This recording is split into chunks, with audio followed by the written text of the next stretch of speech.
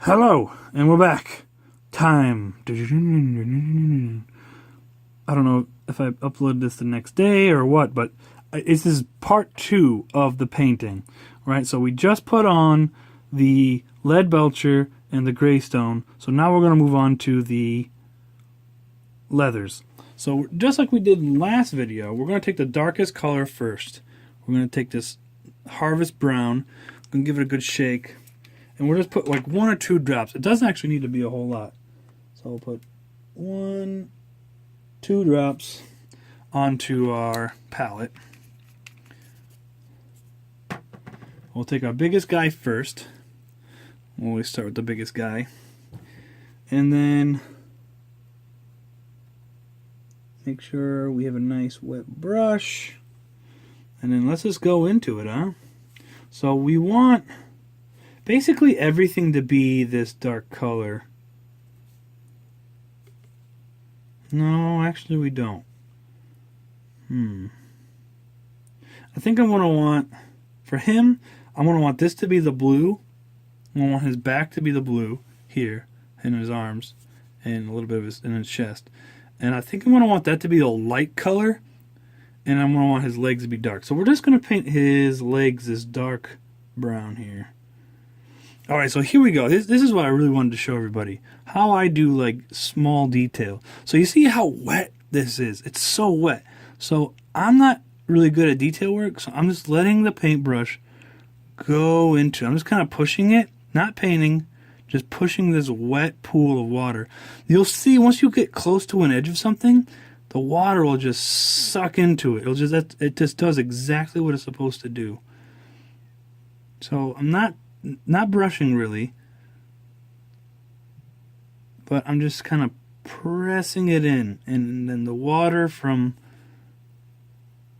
the paint is just doing all the work for me. Yeah, we'll just hit all of this with this right here. We're getting his feet.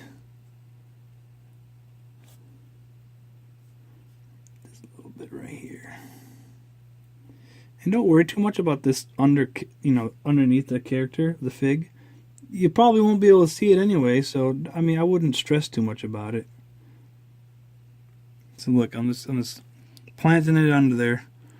Doesn't need to be perfect.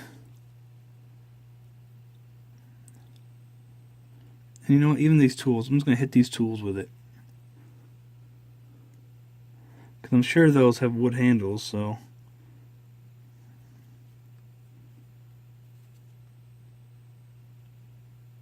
we're just kind of scrubbing it in there.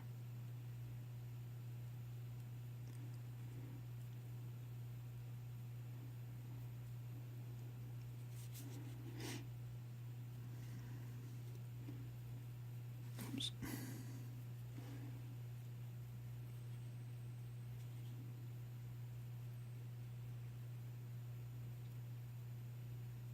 So we're going to definitely want to make sure this is fully dry before we go over it again. And you know what? If you get real close here, you can see right there that there's a bit of that silver that I touched. Once we go over this maybe 1 or 2 times, that stuff will totally disappear. So don't worry too much about it, and we'll come back to it. So we're going to want to do the same thing on him, right? Because these guys are a team. So we'll do the pants in this dark gray, and then, oh man, he has a... You know what? He has 2 things on his feet for the Leadbelcher. Luckily, we're using the wet palette, so my Leadbelcher is still wet, so we can just go right into it. So let's go into the Leadbelcher here. Hold on. Paintbrush is too wet. Here we go. Go right into that.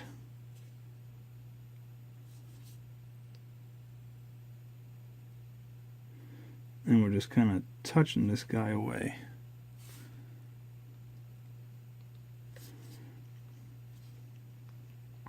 Also, I am a super blind person, but if I put on my glasses when I'm working with this delicate stuff, I see even worse. So I think what I need is, I probably at some point, I'm going to need bifocals. You know what I mean? Because I can't see up close when I'm working on this very fine detail work. But then again, I can't see far away. So, well, hold on, let me rephrase that. Up close, I can't see with my glasses. But far away, I can't see without my glasses. It's a strange concept, I know. But, since he has this, since this figure has the gray here, I think I want to make his pants the light brown, and then his scarf will make the blue. So we're not going to do anything on this guy either. Oh, you know what? You know what? He has another one too. Man, what? I just missed all kinds of stuff for this guy, for these teams. I was going to paint this up. He's got another brace right here. There we go. Okay, so we'll let that dry on him. Now she has to have some leather on her, some dark leather. Yeah. So let's hit basically all of her torso with this, except for her skin. We're gonna try to dodge her skin here. Just hit all these little bits and bobs, and we'll try to just get. Oh, we got a little bit too much there. That's all right. Again, it's fine if you get some on her, but we're trying to avoid it. And she's got a lot of bits and bobs on her.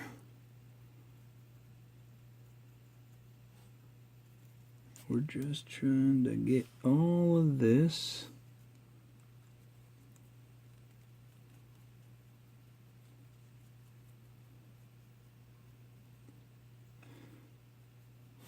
All right. Now, another thing that's really great about this wet palette is for like somebody like me, you know what? That's supposed to be plate mail. Let's change that up. We're gonna do some of that on here. Hold on. Just changing this thing up, man. On the fly. We're just hitting this breastplate here.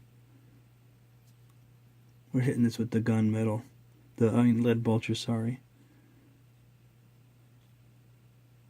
Looks like it goes down to there. Oh yeah. That looks super rad, dude. Super rad. Okay. So again, we're just cleaning off our brush whenever we switch colors like this. Now normally I don't do that. I usually commit to one of the colors and just work with it. And this guy, this monkey, the cool monkey guy, he's holding on to a piece of wood. So I'm gonna wanna paint that up.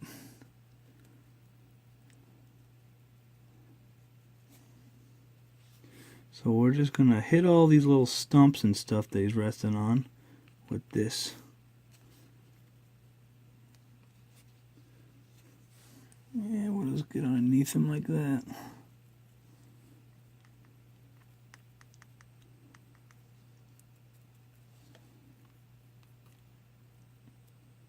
There we go. Look at that. Pretty cool, huh? He's gonna be really cool. I can't wait. And you know what? We're gonna do two sides of this with the brown. So we're gonna want on here. We're gonna want to do this one right here. If you can zoom in close here. We're just kind of touching.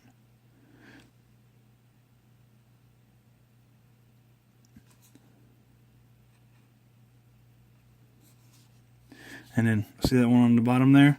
We're going to hit that one. So we're just going to flick up with our brush.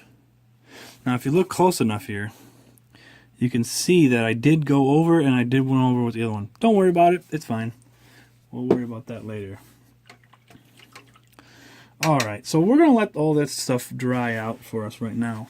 And the other thing that I actually do need to start doing is I need to actually start washing my brushes when I'm done with them. So we're going to do that right now. We're going to put just a little bit of water in them. Put a little bit of water in them, and then we're just going to kind of put a little bit of soap in there, and then we're supposed to use our hand, and we just kind of scrub around in there.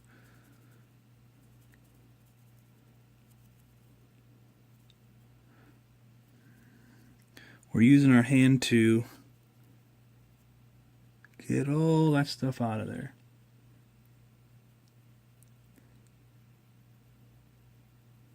We're really working it in, and then we're going to use our hand just to straighten that out. And we're going to let it dry just like that.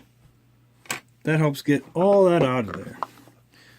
My friend recommended this to me, and we bought it at Walmart. Got it with the 40% coupon, and I think it was with the coupon maybe $8 or so. I don't know. I think it's definitely worth it, though. I definitely would pick it up.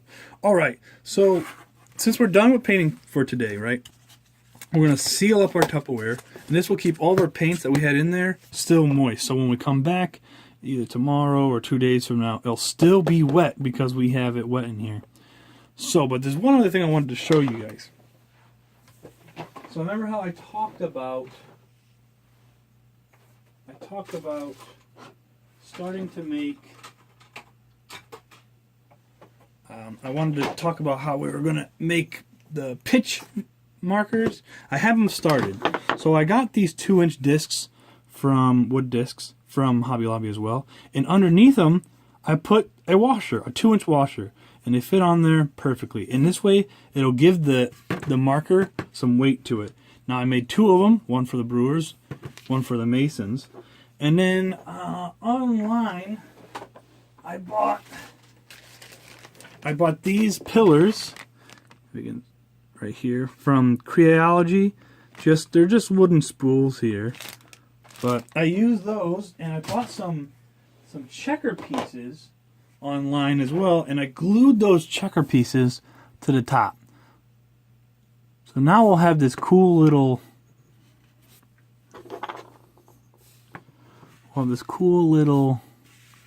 marker here. And then for each of them, so like for the Brewers, for instance, I had these little bitty barrels that Hobby Lobby also sells. This is the only one I could find somewhere. Somewhere I have more of these. And I want to put more because I want to like stack them on here. Maybe like 2 and then 1 up. But we'll that's what I want to do with that. But then we have, these are 1.5 inch discs. And we're going to put an image on here of like maybe a beer mug. And then for the Masons, we'll put a hammer and pick or hammer and wedge, who knows, something like that. And we're going to put that right here. So we'll have a marker. And then you're probably asking, like, what's the top for? Well, so whoever has initiative will get this marker that I found here. It's just a little gem that I have. And they could put it on top. So this clearly indicates who has initiative for that particular round. So that'll help out. I don't know. We could probably find something cooler than that. Maybe I'll get like a little ball, little guild ball, like a larger size of it, and we can put them on there. But so that's the start of this stuff. Yeah, shorter video.